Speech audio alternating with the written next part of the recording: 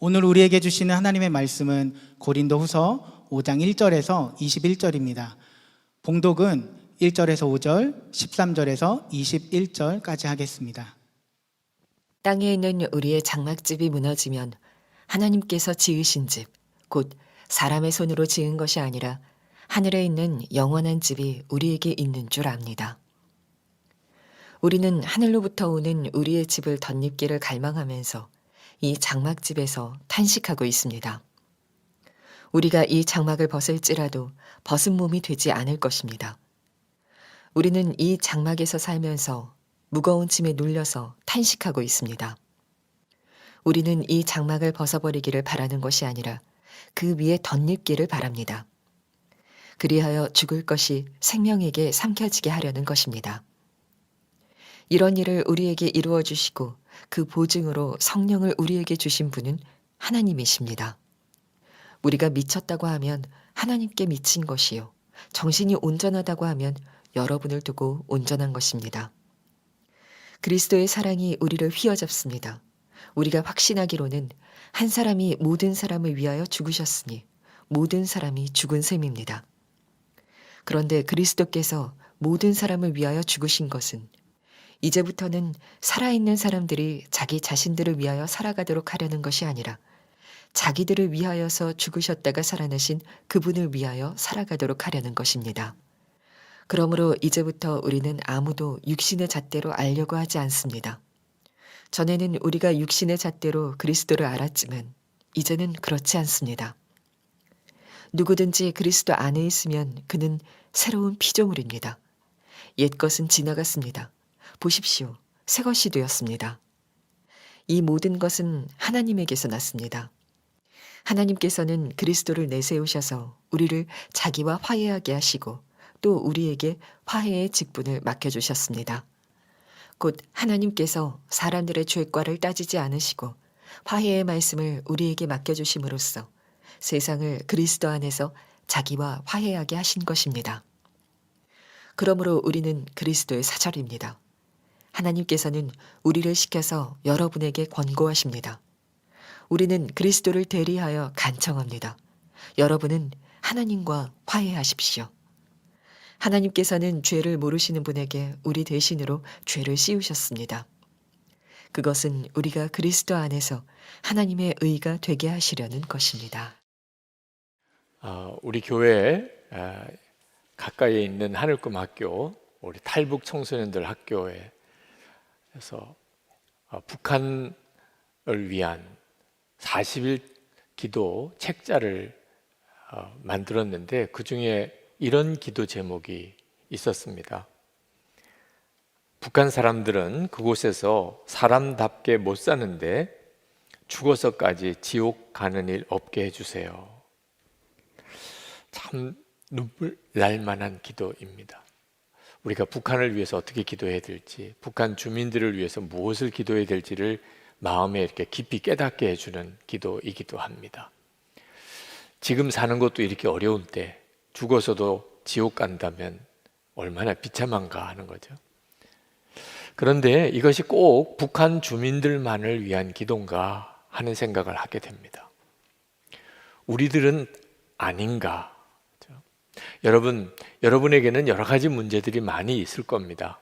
건강 문제도, 가족, 자녀들, 또는 재정의 문제도, 여러분이 하고 있는 일에 대한 문제도, 많은 문제가 여러분에게 있겠지만 가장 크고 중요한 문제는 주님 앞에 서는 것입니다.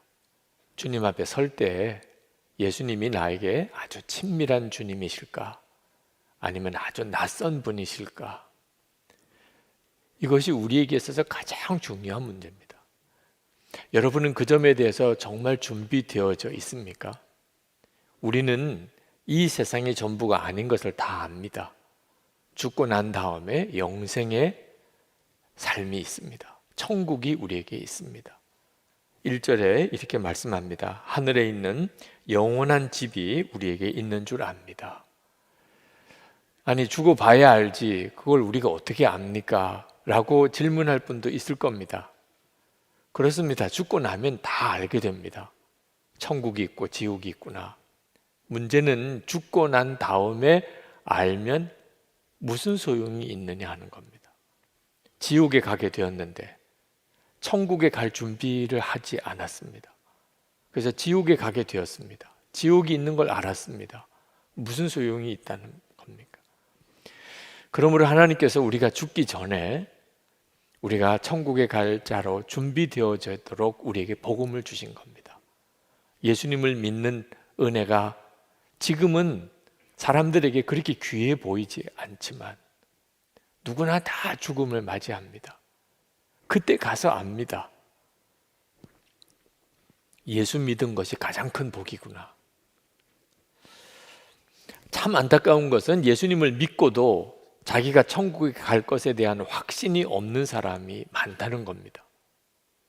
아마 여러분 중에도 있을 거고 지금 온라인으로 이 예배를 드리는 이들 중에도 있을 겁니다.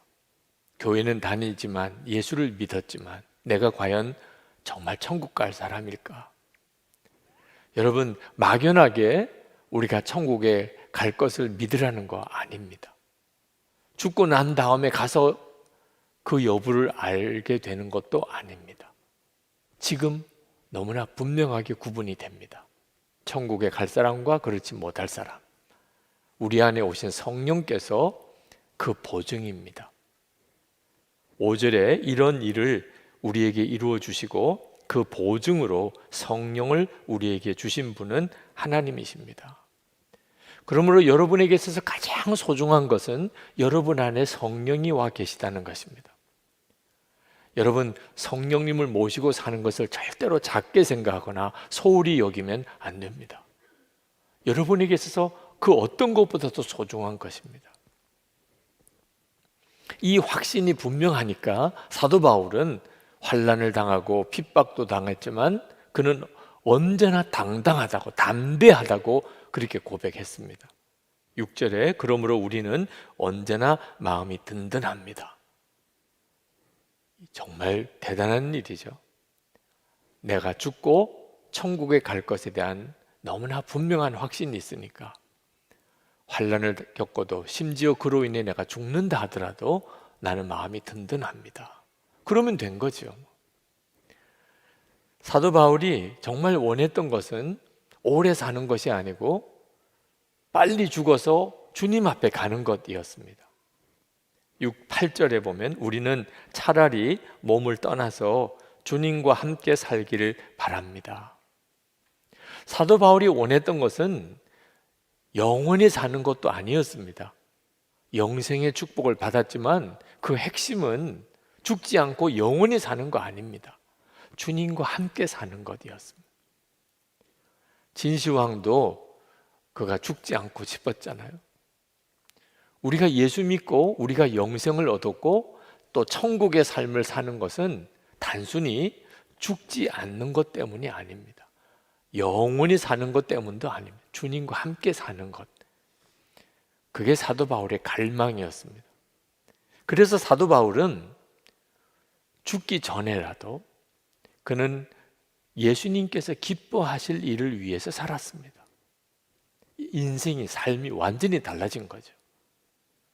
그는 죽고 난 다음에도 주님과 함께 살기를 원했지만 이미 예수님을 영접했으니 여기서부터 예수님을 기쁘시게 하는 일을 위해서만 살았습니다. 9절에 보면 그러므로 우리가 몸 안에 머물든지 몸을 떠나서 있든지 우리가 바라는 것은 주님을 기쁘게 해드리는 사람이 되는 것입니다.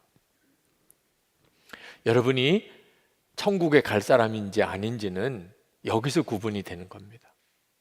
여러분 안에 성령이 와 계시고 예수님이 기뻐하시는 일만 하고 싶은 것. 그 사람은 천국에 갈 확증이 있는 사람입니다. 구원의 확신이 없는 사람보다 더 안타깝고 심지어 무섭기까지 하는 것이 뭐냐면 자기는 천국에 갈 거라고 믿으면서 실제로 영생을 얻은 자의 삶의 증거가 없는 사람입니다. 그런 사람도 교회 안에 많습니다. 자기는 예수를 믿었으니까 반드시 천국에 갈 거라고 확신한대요. 그건 귀한 일입니다. 그런 믿음은. 그런데 삶이 영생을 소유한 사람의 삶이 아닙니다. 사도 바울은 10절에서 우리는 모두 그리스도의 심판대 앞에 나타나야 합니다 라고 말했습니다. 우리가 죽고 나면 우리 모두는 그리스도의 심판대 앞에 섭니다. 거기서 우리가 세상에 사는 동안 선하게 살았는지 악하게 살았는지 우리가 몸으로 살았던 우리의 모든 삶이 다 드러납니다. 이 점을 정말 아느냐 하는 겁니다. 그러므로 영생을 소유한 자답게 살지 못한 사람은 그가 스스로 아무리 구원의 확신을 가졌다고 하더라도 그는 천국에 못 갑니다. 예수님께서 말씀하셨습니다. 마태복음 7장 21절에 나더러 주여 주여 하는 자마다 다 천국에 들어갈 것이 아니요 다만 하늘에 계신 내 아버지의 뜻대로 행하는 자라야 들어가리라. 그렇게 말씀하셨습니다. 저는 어릴 때 큰 교회 담임 목사님 정도쯤이면 그 사람은 100% 천국 가는 사람 아니겠는가 그렇게 생각했습니다. 그저 예수 믿는 사람도 천국 가는데 큰 교회 담임 목사님이면 뭐 당연히 천국 가는 거겠죠. 아니었습니다. 주님은 아니라고 말씀하셨습니다. 마태복음 7장 22절 23절에 그날에 많은 사람이 나더러 이르되 주여 주여 우리가 주의 이름으로 선지자 노릇하며 주의 이름으로 귀신을 쫓아내며 주의 이름으로 많은 권능을 행하지 아니하였나이까 하리니 그때 내가 그들에게 밝히 말하되 내가 너를 도무지 알지 못하니 불법을 행하는 자들아 내게서 떠나가라 하리라. 나는 예수 믿었으니까 나는 구원 받았어. 그렇게 믿으면서도 실제로는 불법을 행하는 사람, 그 사람은 주님이 말씀하셨습니다. 주님 앞에 서면 내가 너를 도무지 알지 못한다. 그가 아무리 세상에서 주의 이름으로 기가 막힌 일을 큰 일을 했다 하더라도 주님은 모른다는 거예요. 그러므로 불법을 행하는 삶을 사는 것 정말 무서운 일입니다. 영생을 소유한 사람답지 않은 삶이에요. 여러분, 가족을 정말 사랑했고 일도 열심히 했고 성실하게 살았고 큰 죄 짓지 않고 살았고 그러면 그저 괜찮은 사람처럼 세상은 보지요. 주님 앞에 설 때는 아무 소용없습니다. 주님 앞에 설 때는 정말 영생을 소유한 사람답게 살았는가? 그 핵심이 예수님을 경외하는 마음이 있었나 하는 겁니다. 11절에 보면 주님이 두려운 분이심을 알기에 사도 바울이 그렇게 고백했습니다. 사도 바울이 이렇게 고백한 것은 주님이 모든 것을 아시고 모든 것을 다 보시는 것을 알고 있었다는 겁니다. 그는 무슨 말을 하든 무슨 행동을 하든 항상 주님이 다 보고 계시고 알고 계셨습니다. 그러니까 사도 바울은 말 한마디 행동 하나 그는 자기 마음대로 하지 않았습니다. 항상 주님을 바라보는 마음으로 했습니다. 이런 태도를 경외함이라는, 예수님을 경외함이라고 하는 거예요. 그래서 우리가 이 사람이 진짜 천국에 갈 사람인지 아닌지는 예수님을 경외함이 그 사람의 삶 속에 있는지를 보아야 합니다. 무슨 말을 하든 무슨 행동을 하든 가정에서든 일터에서든 교회에서든 예수님을 경외함이 있는가 하는 거예요. 이건 예수님을 두려워하며 살라는 뜻이 아닙니다. 항상 주님을 바라보라는 거죠. 13절 말씀에 사도 바울은 하나님에게 미쳤다고 그렇게 표현했습니다. 14절에서는 그리스도의 사랑이 우리를 휘어잡습니다. 그렇게 고백했습니다.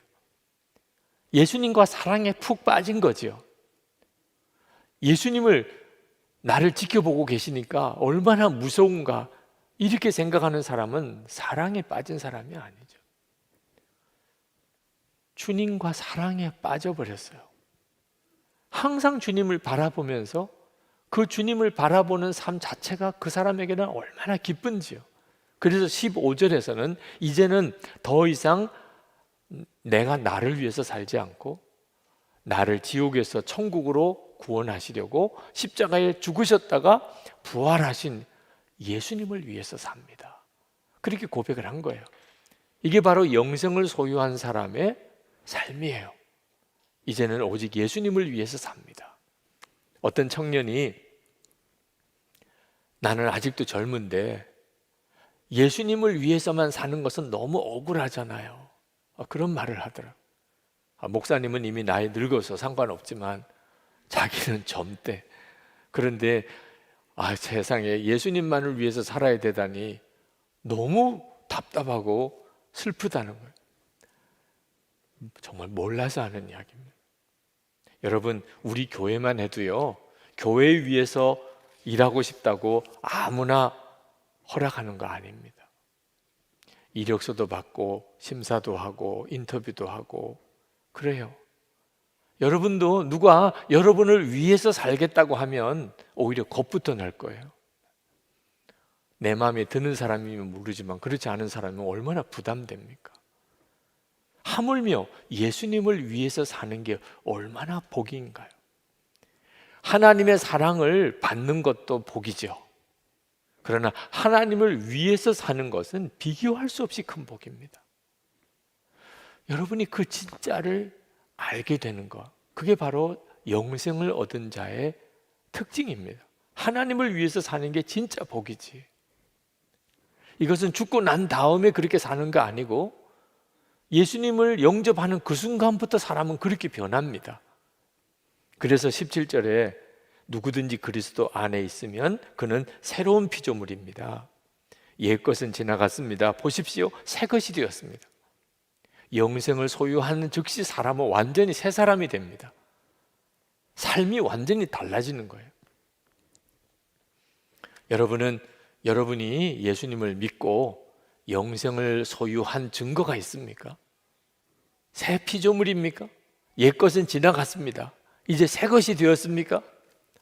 참 안타깝게도 예수를 믿는다면서 여전히 구원받지 못한 옛 삶을 사는 사람들이 있습니다. 마음의 상처도 그대로고 열등감, 좌절감도 그대로고 세상 욕심도 그대로고 혈기, 분노도 그대로고 예수 믿기 전에 그 사람이 그냥 그대로입니다. 그러면서 예수를 믿었다는 거예요. 이런 경우는 없습니다. 누구든지 그리스도 안에 있으면 새로운 피조물이라. 옛 것은 지나갔으니 보라 새 것이 되었습니다. 어느 목사님이 미국에서 유학하실 때 한인교회를 목회를 하셨는데 토요일 밤에 설교 준비를 마치고 그리고는 그 교회 한 분 계신 장로님 댁 신방을 가셨습니다. 토요일 밤에 목사님이 신방을 오시니까 그 장로님이 얼마나 당황했겠습니까? 목사님께서 그 장로님 댁에 가셔서 그 장로님께 토요일 밤에 설교 준비 끝나고 신방 온 이유를 말씀하셨어요. 장로님, 내일 설교 제목이 용서하라 사랑하라입니다. 그 목사님과 장로님 사이에는 계속 불편한 관계였습니다. 목사님이 설교 준비는 했는데 장로님과 먼저 풀지 않고는 내일 설교할 수 없다고 생각이 든 거예요. 장로님이 얼마나 난감했겠습니까? 그날 밤에 어색하게 대화를 시작했지만 대화는 굉장히 깊이 들어갔어요. 장로님의 고백 속에 장로님의 어린 시절 이야기가 있었습니다. 그 장로님의 부친은 한국에서 아주 유명한 교회 목사님이십니다. 그런데 그 목사님은 하나님의 말씀대로 살아야 된다는 걸 강조하기는 했지만 대단히 율법적이셨어요. 예를 들면 안식일이라고 주일에는 공부를 못하게 했습니다. 월요일에 시험인데도 절대로 주일에는 공부하면 안 된다. 그래서 주일에 공부를 못하고 자는데 밤 12시에 깨우는 거예요. 안식일 지났으니까 공부해. 너 월요일에 시험이라며. 그 어린아이는 이해할 수가 없었어요. 그렇게 하는 아버지의 그 마음의 의도를 이해할 수가 없었어요. 하나님이 정말 이상하고 까다롭고 성경 말씀대로 산다는 것은 너무 괴롭다고만 느꼈습니다. 그리고 유학을 갔습니다. 그리고 미국에서 자리를 잡고 그리고는 거기서 교회를 다니고 장로까지 됐어요. 그런데 목사님이 뭐라고 하면 항상 반발부터 생기는 겁니다. 그게 아무리 성경적인 거라 그래도 속에서는 무조건 싫은 거예요. 그러니 목사님과 장로님 사이가 좋을 리가 없지요. 그 이야기를 쭉 이야기하다가 왜 그 장로님이 그렇게 말하고 행동했는지를 목사님도 알게 되고, 장로님도 자신이 이야기하면서 자기 마음을 비로소 깨닫게 됐어요. 아버지에게 반발심이 엉뚱하게 교회 목사님에게로 간 거죠. 그 목사님이 그 장로님의 부친이신 목사님을 대신해서 용서를 구했습니다. 내가 알지 못해서, 내 마음을 이해하지 못해서 내가 너무 억압적으로 너에게 하나님의 말씀을 강요했다. 장로님은 장로님대로 자기 자신의 마음의 상처를 해결하지 못한 채 그렇게 교회에 이렇게 저렇게 걸림돌이 된 것에 대해서 용서를 구하고 밤늦게까지 서로 울면서 서로 용서하고 화해했다는 거죠. 여러분, 우리가 정말 예수님을 믿고 우리 속에 영생의 축복이 우리 안에 생기면 우리는 사람이 확 바뀌게 됩니다. 그 가장 놀라운 특징이 화해자가 되는 거예요. 예수를 믿었으니 교회도 나오고 예배도 드리고 헌금도 하고 성경과 기도 생활, 봉사도 전도도 하죠. 가장 중요한 것은요, 화해자가 되는 것이에요. 18절에 하나님께서는 그리스도를 내세우셔서 우리를 자기와 화해하게 하시고 또 우리에게 화해의 직분을 맡겨주셨습니다. 여러분, 우리가 예수님 앞에 가 서게 되면 가장 중요하게 주님이 보시는 게 뭔지 아십니까? 모든 사람과 화해했느냐 하는 거. 히브리서 12장 14절에 모든 사람과 더불어 화평함과 거룩함을 따르라. 이것이 없이는 아무도 주를 보지 못하리라. 여러분, 이제 미운 사람 없어졌죠? 아직도 있으세요? 어떻게 하시려고 그러세요? 네. 모든 사람과 화평함과 거룩함을 따르라. 그렇지 않으면 주님 뵐 생각하지 마라. 사람들 사이에 끊임없이 불화하고 싸우고 미워하고, 세상이 그렇잖아요. 죽고 죽이려는 무서운 세상이 되었잖아요. 늘 보는 뉴스들, 인터넷 뉴스들 다 그 내용들이잖아요. 왜 이렇게 되었을까요? 하나님과 화해함이 없기 때문입니다. 하나님과 관계가 끊어져 있는 상태예요. 세상 만물은 저절로 생긴 줄 알아요. 사람은 진화되었다고 생각합니다. 이게 무서운 생각이에요. 하나님을 부인하는 생각이니까. 근본 뿌리가 없는 거예요. 가치관도 다 무너지는 거고 인생의 의미 자체를 찾을 수가 없어요. 우리가 동물에서 진화된 존재래. 그러면 우리 인생은 그냥 무너지게 돼 있어요. 하나님을 부인한 정치체제, 이념이 공산주의예요. 아무리 그럴듯하게 포장을 해도 공산주의의 실상은 우리가 너무나 잘 알잖아요. 한 개인의 인생관도 마찬가지예요. 하나님을 부인한 인생은 절대로 잘 살 수가 없어요. 그래서 사도 바울이 고린도 교인들에게 하나님과 화해하라고 말을 하고 있는 거예요. 19절, 20절에 곧 하나님께서 사람들의 죄가를 따지지 않으시고 화해의 말씀을 우리에게 맡겨주심으로써 세상을 그리스도 안에서 자기와 화해하게 하신 것입니다. 그러므로 우리는 그리스도의 사절입니다. 하나님께서는 우리를 시켜서 여러분에게 공고하십니다. 우리는 그리스도를 대리하여 간청합니다. 여러분은 하나님과 화해하십시오.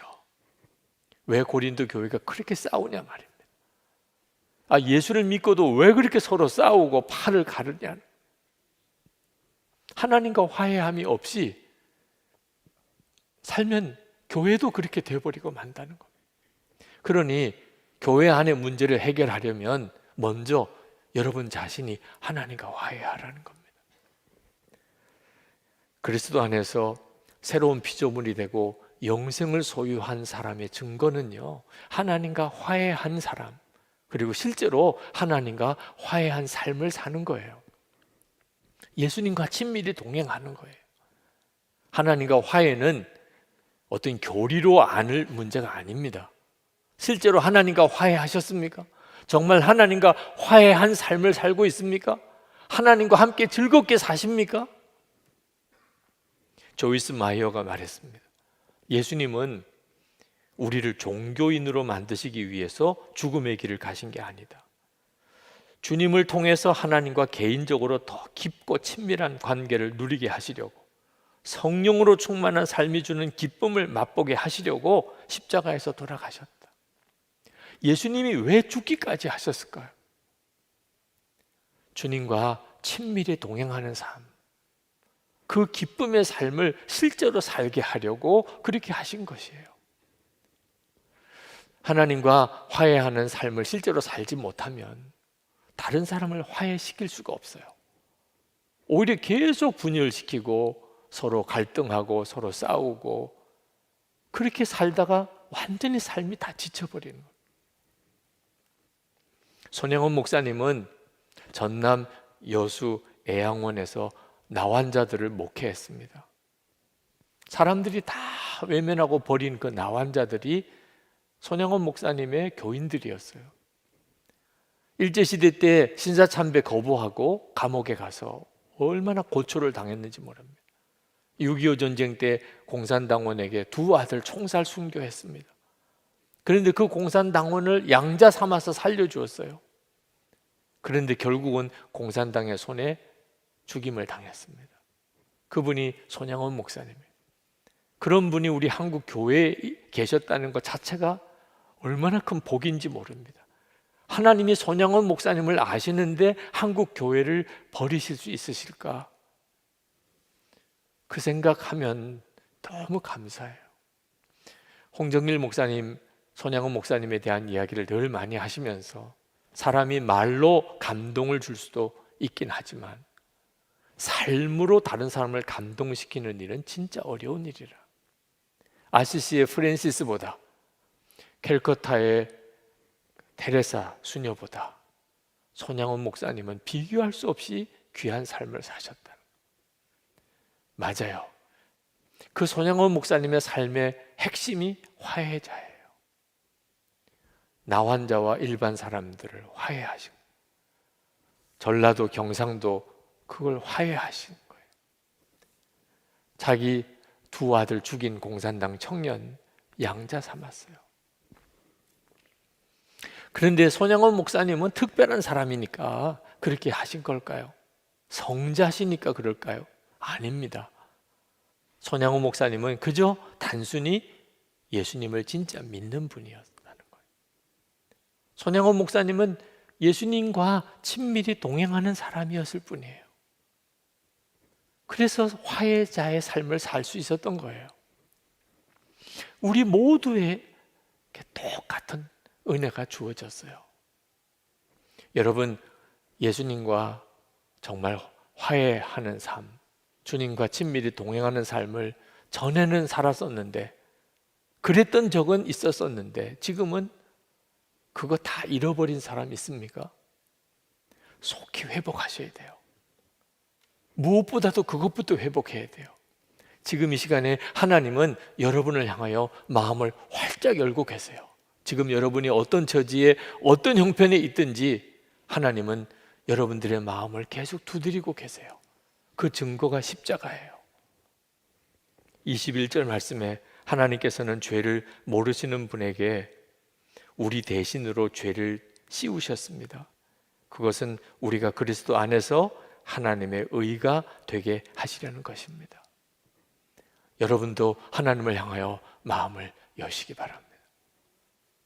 하나님은 여러분이 정말 주님과 친밀히 동행하는 삶을 살게 해주고 싶어 하세요. 그것만이 우리가 이 세상에 사는 동안 영생을 얻은 자로서 살 수 있는 유일한 힘이에요. 사랑만 하며 살다가 주님 오라 하실 때 주님께 가는 거죠. 우리 기도합시다.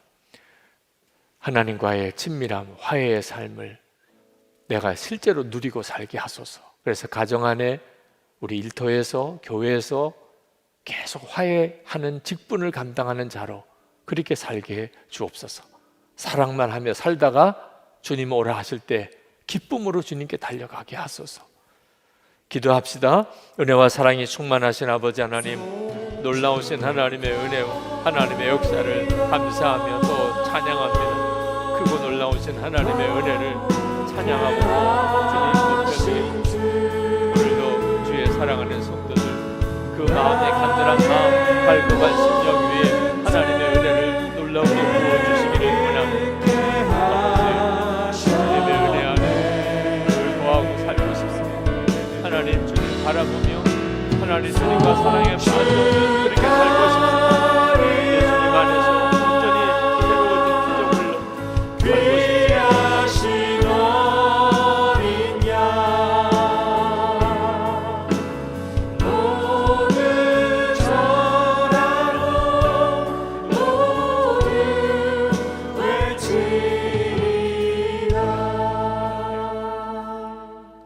아버지 하나님, 정말 주님 안에서 주님을 바라보며 주님과 사랑에 빠져 새로운 피조물로서 그렇게 살기 원합니다.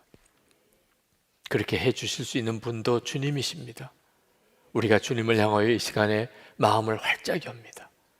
우리를 먼저 사랑하시고 끝까지 기다려주시고 우리를 품으시는 주님, 우리 안에 성령을 보내셔서 구원받은 자의 확증을 주신 주님, 영생의 축복을 죽어서 누리는 것이 아니고 주님 지금 여기서부터 누리게 하여 주옵소서. 오늘도 하나님 앞에 전심의 예배를 드리며 우리의 마음을 담고 사랑을 담은 헌금을 주께 봉헌합니다.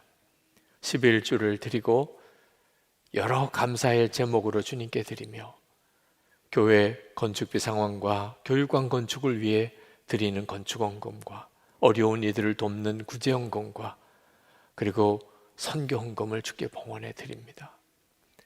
하나님, 정말 주님을 기쁘시게 하며 살기를 원합니다.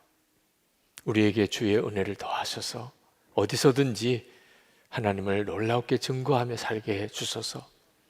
성도들의 가정의 은혜를 더하셔서 온 가족들이 다 신실하게 예수님 안에 거하며 우리의 자녀들이 믿음 안에 더 귀하게 쓰임을 받게 하소서. 병든 몸을 가지고 온 성도들을 고치소서. 성도들의 경제적인 어려움을 주님께 올려드립니다. 일터에서 기업의 현장에서 하나님 인도하소서. 복의 통로로 쓰임을 받게 해 주옵소서. 하나님, 교회와 교회들이 거룩하게 일어나고 성도들이 믿음 안에 기도의 사람으로 세워져서 이 나라가 하나님을 경외하는 나라가 되기를 원합니다. 악한 법이 제정되지 못하게 하소서. 각계각층에 하나님을 경외하는 지도자들이 세워지게 하소서. 하나님, 북한 주민들을 위한 그 마음의 간절함, 지금 사는 것도 지옥 같은데 하나님, 영원히 지옥에서 살아야 되는 그 끔찍함을 긍휼히 여겨 주소서. 복음이 전해지게 하시고 우리 민족이 정말 평화롭게 통일되게 해 주소서. 김국기 목사님, 김정훈 목사님, 최충길 선교사님, 장문석 집사님 속기 석방되게 해 주소서. 하나님, 세계 열방에 지금 코로나19로 인하여 말할 수 없이 큰 어려움에 처해져 있습니다. 백신과 치료제가 속히 개발되게 하시고 하나님, 이 일이 속히 지나가게 하시되 하나님의 기뻐하시는 대부흥이 온 나라와 교회 안에 일어나게 하소서. 닫혀진 선교의 문들이 새롭게 활짝 열리게 하여 주옵소서. 주 예수 그리스도 이름으로 간절히 기도합나이다. 아멘. 우리 다 일어나셔서 찬양하겠습니다.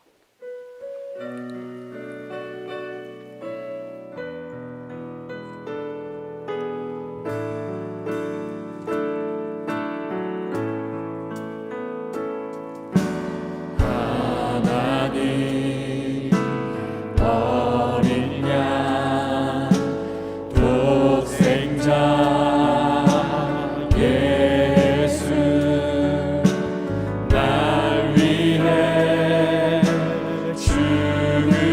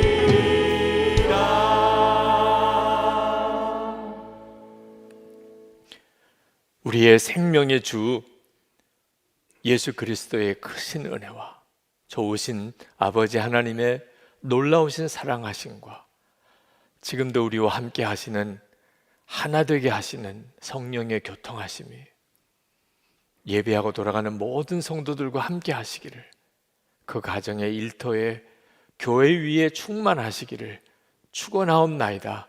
아멘.